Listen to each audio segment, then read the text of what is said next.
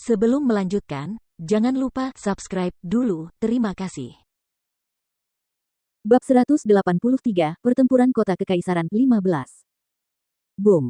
Gelombang kejut yang meledak bergema di atas panggung. Jari dewa tiran milik Xie Putih hancur berkeping-keping dengan satu pukulan dari Huang Xiaolong.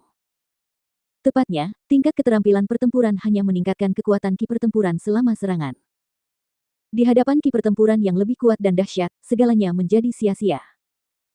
Tinju Huang Xiaolong melesat maju, menghantam tubuh Xie Putih setelah menyebarkan keterampilan pertempuran serangan jarinya. Terkejut, Xie Putih segera membalas dengan tinjunya, dan sesaat kemudian kedua tinju itu saling bertabrakan.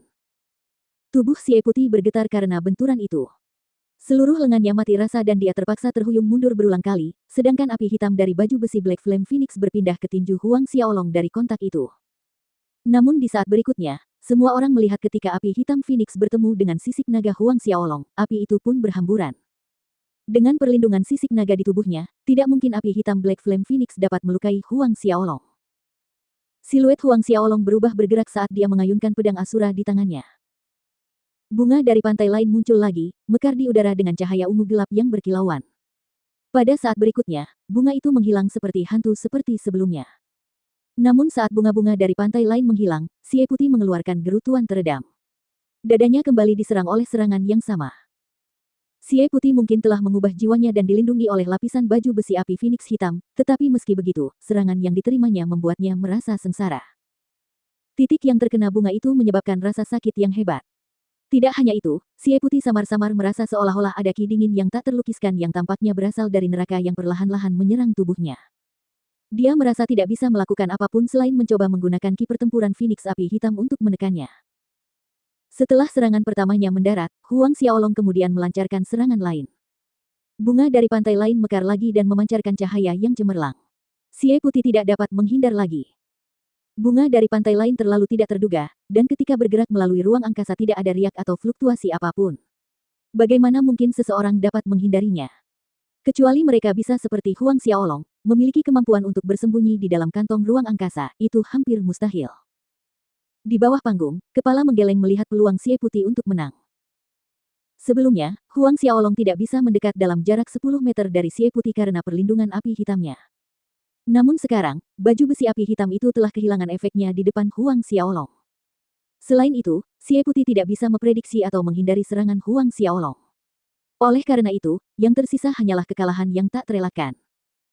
10 menit kemudian, Wrath of the Nether King milik Huang Xiaolong menghantam dada Xie Putih, membuatnya terpental dan jatuh ke tepi arena pertempuran. Baru pada saat itulah Huang Xiaolong menghentikan serangannya. Keempat sudut alun-alun itu dipenuhi keheningan. Semua orang menyaksikan Xie Putih berusaha keras untuk berdiri, meskipun dengan cara yang goyah dan tidak stabil. Tiba-tiba, Xie Putih mengeluarkan raungan marah. Semburan ki pertempuran meledak dari tubuhnya dan dia menyerang Huang Xiaolong. Akan tetapi, saat ia tiba di sisi Huang Xiaolong, ia terkena serangan dengan satu telapak tangan, kali ini jatuh di luar area panggung pertempuran. Xie Putih kalah. Ketika Xie Putih tidak lagi bangkit setelah 30 napas waktu berlalu sejak jatuh di luar panggung pertempuran, seluruh lapangan Duan Ren bersorak-sorai. Suara gemuruh itu seperti gelombang pasang yang tak pernah berakhir dan butuh waktu lama sebelum mereda. Pertarungan terakhir ini akhirnya berakhir. Pemenang pertama dalam Imperial City Battle tahun ini sebenarnya adalah Huang Xiaolong. Tidak pernah terlintas dalam pikiran siapapun bahwa hasilnya akan seperti ini. Yang lebih mengejutkan adalah kenyataan bahwa Huang Xiaolong memiliki semangat bela diri kembar yang luar biasa.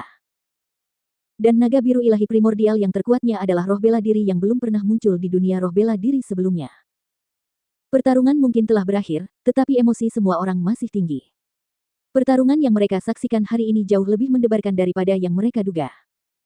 Ini semua karena Huang Xiaolong. Bahkan Duan Wuhen dan Cheng Jian merasa tercengang. Mungkin bahkan ayah kekaisaran akan merasa terkejut ketika kita melaporkan hasilnya kepadanya nanti. Duan Wuhen berpikir. Beberapa saat kemudian, Cheng Jian mengumumkan kemenangan Huang Xiaolong dalam pertempuran terakhir. Saat suara Cheng Jian berakhir, gelombang sorak-sorai dan tepuk tangan yang memekakan telinga bergema di antara kerumunan. Meskipun kompetisi berakhir, hadiah tidak akan diberikan hingga hari berikutnya. Huang Xiaolong melangkah keluar dari panggung pertempuran, dan dalam perjalanan kembali ke tempat duduknya, ia berpapasan dengan Pang Yu. Pang Yu memaksakan senyum canggung sementara kakinya melangkah mundur dengan gugup, membuka jalan lebar bagi Huang Xiaolong. Baru setelah Huang Xiaolong menjauh, Pang Yu berani bernapas lega. Punggungnya sudah basah oleh keringat dingin. Ia beruntung celananya tidak basah. Ketika Huang Xiaolong keluar dari arena pertempuran, para nona muda, tuan muda, dan rakyat jelata memuji namanya dengan keras, Huang Xiaolong. Huang Xiaolong. Huang Xiaolong.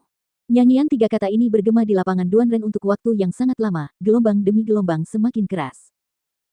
Pada titik ini, Huang Xiaolong sudah diangkat ke status idola oleh beberapa pemuda pemula dari keluarga ini. Dua roh bela diri kembar yang hebat dari jenis yang sama. Bakat yang sangat luar biasa, dia adalah yang pertama dalam sejarah panjang berdirinya Kekaisaran Duanren. Dari segala arah, kerumunan mengerumuni Huang Xiaolong.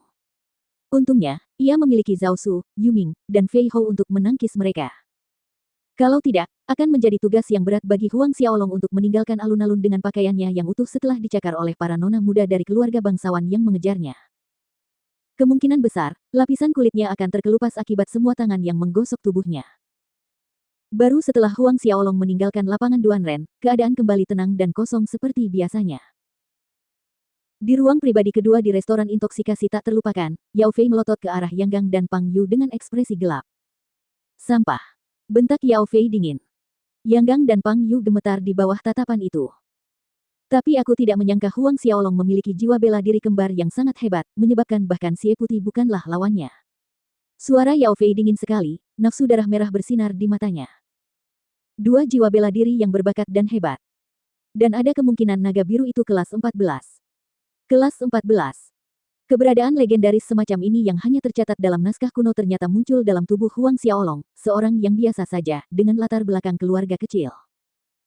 Jika Yao Fei memiliki bakat seperti itu, dan dengan sumber daya yang dimiliki keluarga Yao, dia pasti akan berhasil menembus alam suci. Menjijikkan. Yao Fei tiba-tiba berteriak. Tekanan kuat keluar darinya, langsung mengubah kursi di sampingnya menjadi debu bertenaga. Yang Gang dan Pang Yu ketakutan dan segera mundur, wajah mereka berdua pucat pasi. Namun, pada saat berikutnya, Yao Fei memusatkan emosinya. Tatapan dinginnya menyapu wajah Yang Gang dan Pang Yu, tidak apa-apa, kalian berdua bisa pergi. Yang Gang dan Pang Yu tertegun pada awalnya, kemudian menganggukkan kepala mereka dengan penuh semangat sebelum melarikan diri seolah-olah nyawa mereka dalam bahaya. Pada saat yang sama, jauh di dalam istana bawah tanah di dalam istana Kekaisaran Duanren, Kaisar Duanren mendengarkan putranya dan Menteri Cheng Jian melaporkan hasil pertempuran kota Kekaisaran. Ia juga tercengang. Roh bela diri kembar yang luar biasa. Itu benar-benar roh bela diri kembar yang luar biasa. Kaisar Duanren bergumam pelan pada dirinya sendiri dengan agak gembira, menyebabkan sikap bermartabatnya yang biasa menjadi luntur. Duan Wuhen terkejut saat melihat reaksi ayah kekaisarannya. Dia belum pernah melihat ayah kekaisarannya mengabaikan semua kepura-puraan sopan santunnya. Tampaknya ada secercah harapan dan kegembiraan di antara kedua matanya. Cheng Jian juga terkejut saat mengamati reaksi dramatis Kaisar Duanren. Beberapa saat kemudian, Kaisar Duanren menyadari kesalahannya. Setelah pulih, ia menekankan, besok, setelah upacara pemberian hadiah selesai, bahwa Huang Xiaolong menemuiku.